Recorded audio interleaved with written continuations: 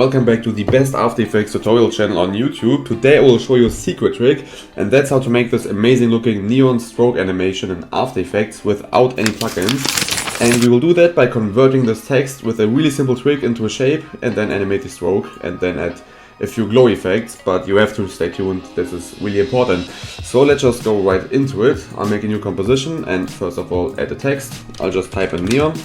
Press S on this keyboard to scale it up, and let's also center it vertically and horizontally. Now this text will look different than this one, and we can easily change that in the settings here. We can remove the checkbox in the fill thing, then it's gone, but then we can add one in the stroke thing, and let's just make it 1 pixel, and that's really cool. Now this is not animated at all and looks weird. Now the secret trick that I told you at the beginning, which a lot of people don't know, is how easy it is to convert these into shape layers. So we don't have to select this pen tool and just like recreate them. We can just select this layer, go to layer, and then to create, and create shapes from text just like that. Now we have a new layer with the old one hidden, and this one is just a shape layer, which is super cool because now we can go into here and we can see we have all these letters, and we can open these up and we could change the stroke or fill settings. What we want to do now is delete every stroke and every fill on each letter, because we want to animate it like on a whole basis and not like each one separately. So just delete the stroke and maybe the fill, even though it's deactivated, but let's keep it clean here. And now you see nothing. So we have to add a stroke again, and now we have a stroke for this whole thing. Now let's turn the whiteness a bit down. By default it's 2. We used 1 before, so let's stay in here. And yeah, to animate this, we can first of all go to the taper and change the start length and end length to something like 50%.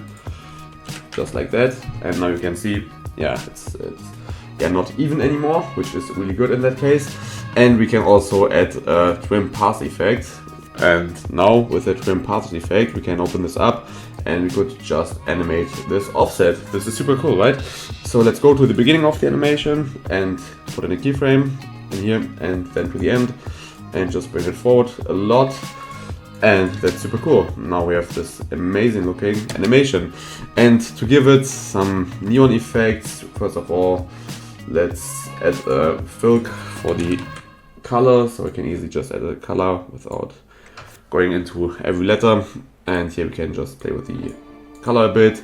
We can then duplicate this one, and I always like to go to the lower one and remove this, or not actually remove it, but remove the taper to like 0 again. Bring just both to 0, but then bring down the stroke width to something like 0.3. So now we have like this constant stroke that's always here, but also the one that is animated on the outline. And that already is super cool. Maybe, let's maybe bring even the animated one, the whiteness a bit, let's make it a bit wider, like 1.5 maybe. And yeah, that's quite cool. Now the only thing that is missing, basically, we can bring this thicker outline, animated outline to the, first of all, let's bring it down, then duplicate it, and on the lower one we could then add a blur effect. Actually, let's use Gaussian blur, apply it, bring the value up a bit, so we have some glow going on. If we want, we could regulate it with the opacity if we want it to be not that strong.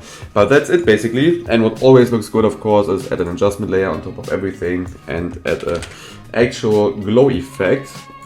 And yeah, then this one will be quite strong. Then you can just play with it.